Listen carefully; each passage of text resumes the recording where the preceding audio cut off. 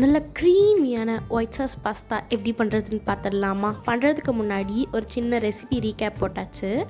போட்டதுக்கப்புறம் இப்போ நம்ம ஒரு கிண்ணம் வச்சு அதில் கொஞ்சம் தண்ணி, ஒரு ஸ்பூன் ஆயில், அதுக்கப்புறம் நீங்கள் எந்த பாஸ்தா எடுத்து வச்சுருக்கீங்களோ அதை இதில் சேர்த்து நல்லா வேக வச்சிடலாம். ஆயில் சேர்க்கறதுக்கான ரீசன் பார்த்தீங்கன்னா, பாஸ்தா ஒன்றோட ஒன்று ஒட்டாமல் இருக்க. நான் இன்றைக்கி பெனே பாஸ்தா எடுத்திருக்கேன். உங்களுக்கு பிடிச்ச பாஸ்தா எதுவாக இருந்தாலும் நீங்கள் சேர்த்துக்கோங்க. பேசிக்கலி ஒயிட் சாஸுங்கிறதுனால நீங்கள் பெனே சேர்த்திங்கன்னா ரொம்ப நல்லாயிருக்கும். அப்புறம் கொஞ்சம் ப்ரிப்ரேஷன் முடிச்சுட்டு ஒரு கடாய் வச்சு அதில் கொஞ்சம் பட்டர், 2 ஸ்கூப் பட்டர் நான் ஆட் பண்ணியிருக்கேன். 2 ஸ்கூப் மைதா ஆட் பண்ணிக்கலாம். மைதா ஆட் பண்ணிவிட்டு நல்லா ரோஸ்ட் பண்ணிக்கணும். நம்ம இப்போ ரெடி பண்ணுறது ஒயிட் சாஸ் தான் ஃபஸ்ட் ரெடி பண்ணிக்க போகிறோம். அதை நல்லா ரோஸ்ட் பண்ணி எடுத்துக்க போகிறோம். நல்லா ப்ரௌன் ஆகணும். அது வரைக்கும் ரோஸ்ட் ஆனால் தான் சூப்பராக இருக்கும். இதோட ஸ்மெல்லே பயங்கரமாக இருக்கும். ரோஸ்ட் ஆனதுக்கப்புறமா நம்ம காய்ச்சி வச்சுருக்கிற பால் நான் சேர்த்துக்கிறேன். நீங்கள் காய்ச்சாத பால் கூட சேர்த்துக்கலாம். சேர்த்துட்டு நல்லா மிக்ஸ் பண்ணணும்.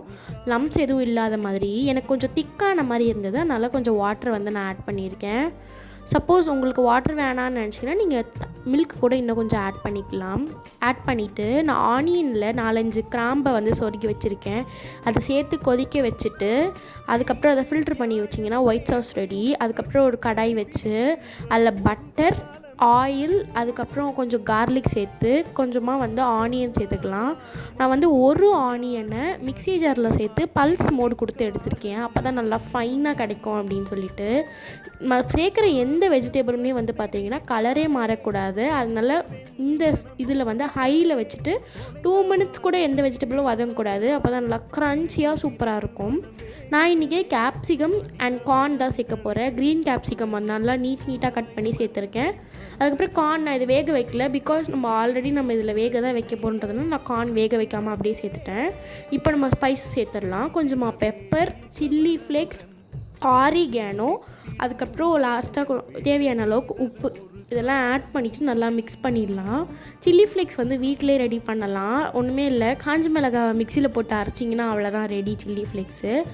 அதை போட்டுட்டு நல்லா வதக்கணும். வெஜிடபிள்ஸ் ரொம்ப வதங்கக்கூடாது. நான் சொன்ன மாதிரி கொஞ்சம் க்ரன்ச்சியாக ஆனதுக்கப்புறமா நம்ம ஆல்ரெடி குக் பண்ணி வச்சுருக்க பாஸ்தா சேர்த்துட்டு நல்லா மிக்ஸ் பண்ணிக்கலாம். பாஸ்தா ஒன்றோட ஒன்று எப்படி ஒட்டாமல் சூப்பராக வந்திருக்க பாருங்கள். இதுக்கு ரீசன் நம்ம வேக வச்ச உடனே கொஞ்சம் தண்ணியில் வாஷ் பண்ணி வச்சிடணும், சில் தண்ணியில். அப்போ தான் நமக்கு பாஸ்தா ஒன்றோட ஒன்று ஒட்டாமல் இருக்கும். இது ஒரு டிப்ஸு. நான் இன்றைக்கி இந்த 2 வெஜிடபிள்ஸ் மட்டும் தான் சேர்த்துருக்கேன். உங்களுக்கு வேணும்னா நீங்கள் என்னென்ன வெஜிடபிள்ஸ் வேணாலும் சேர்த்துக்கலாம். சேர்த்துட்டு இப்போ நம்ம வச்சுருக்க ஒயிட் சாஸையும் சேர்த்துட்டு நான் 3 ஸ்லைஸ் இன்றைக்கி சீஸ் சேர்த்துக்கிறேன். நீங்கள் க்யூப் சீஸை கட் பண்ணி போட்டுக்கலாம், கிரேட் பண்ணி போட்டுக்கலாம். லாஸ்ட்டாக கொஞ்சம் ஆரிகேனோ சேர்த்து ரெடி பண்ணால் அவ்வளோதான்.